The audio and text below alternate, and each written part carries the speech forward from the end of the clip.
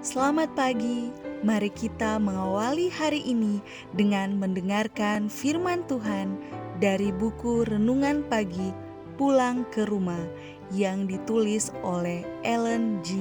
White. Bersama dengan Pendeta Glenn Sakul, Gembala Jemaat Yongkwang, Makassar.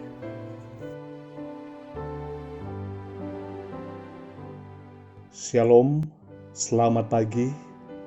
Mari kita berdoa untuk meminta hikmat dari Roh Kudus Tuhan. Ya Allah kami yang di sorga, ketika kami mendengarkan firman-Mu di pagi ini, kiranya Roh Kudus Tuhan memberikan kami hikmat dan kuasa. Di dalam nama Yesus kami berdoa. Amin. Renungan pagi 14 November 2020 dengan judul Umat Tuhan Tidak Tertipu. Ayat inti, jadi apabila orang berkata kepadamu, lihat ia ada di padang gurun, janganlah kamu pergi ke situ. Atau lihat ia ada di dalam bilik, janganlah kamu percaya. Matius 24 ayat 26. Keterangan, akan tetapi umat Allah tidak akan tersesat. Ajaran-ajaran Kristus palsu ini tidak sesuai dengan Alkitab. Berkat-berkatnya dinyatakan kepada para penyembah binatang dan patungnya. Suatu golongan ke atas siapa Alkitab katakan akan dicurahkan murka Allah yang tidak bercampur. Lebih jauh, iblis tidak diizinkan untuk memalsukan cara kedatangan Kristus.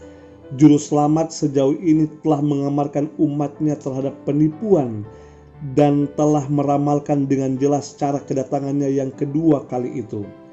Sebab sama seperti kilat memancar dari sebelah timur dan melontarkan cahayanya sampai ke barat, demikian pula lah kelak kedatangan Anak Manusia. Matius 24 ayat 24 sampai 27. Kedatangan ini tidak mungkin dipalsukan. Akan diketahui semua orang secara universal, disaksikan oleh seluruh dunia. Hanya mereka yang menjadi pelajar Alkitab yang tekun dan rajin, serta yang telah menerima kasih kebenaran, yang akan dilindungi dari penipuan yang hebat yang menawan dunia ini. Oleh kesaksian Alkitab, mereka ini akan mengenali penipu itu dalam penyamarannya. Ujian akan datang kepada semua orang. Oleh penyaringan pencobaan, orang-orang Kristen sejati akan nyata. Apakah umat Allah sekarang berdiri teguh di atas firman-Nya sehingga mereka tidak akan tunduk kepada bukti-bukti yang berdasarkan panca indera mereka? Dalam kemelut yang seperti itu, apakah mereka mau bergantung kepada Alkitab dan hanya kepada Alkitab saja? Jika mungkin, iblis akan mencegah mereka untuk mengadakan persiapan kepada hari itu. Ia akan mengatur masalah-masalah sedemikian rupa sehingga menghalangi jalan mereka, menjerat mereka dengan harta-harta duniawi, menyebabkan mereka memikul beban yang berat dan melelahkan, sehingga hati mereka dipenuhi dengan segala urusan kehidupan ini, dan hari pencobaan itu boleh datang menimpa mereka seperti datangnya seorang pencuri.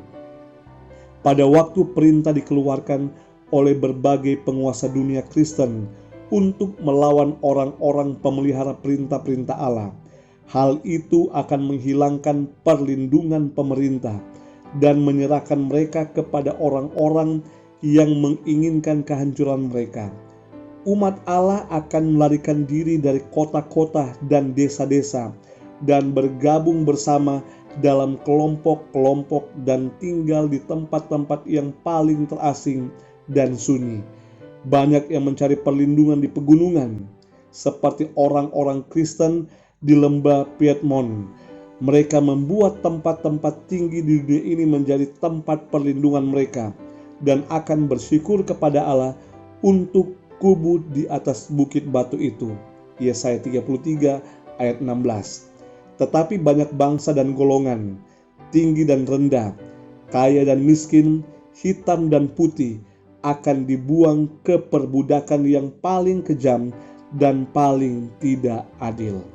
Alfa Omega Jilid 8 halaman 658 sampai 660. Saudaraku yang kekasih, telah disampaikan secara jelas bahwa kedatangan Tuhan yang kedua kali adalah hari yang besar, di mana terjadi peristiwa-peristiwa yang ajaib dan besar, dan kedatangan Tuhan disaksikan oleh semua mata di seluruh dunia. Umat Tuhan yang mengetahui hal ini tidak akan tertipu dengan ajakan dan ajaran bahwa Yesus datang di tempat A, Yesus datang di tempat B. Karena ketika mereka belajar firman Tuhan, mereka mengetahui dengan pasti kedatangan Tuhan disaksikan oleh semua manusia. Mari kita berdoa. Ya Allah di sorga, kami rindu di hari yang besar ketika Tuhan datang. Mata kami tertuju di langit ketika Tuhan datang di awan-awan menjemput kami.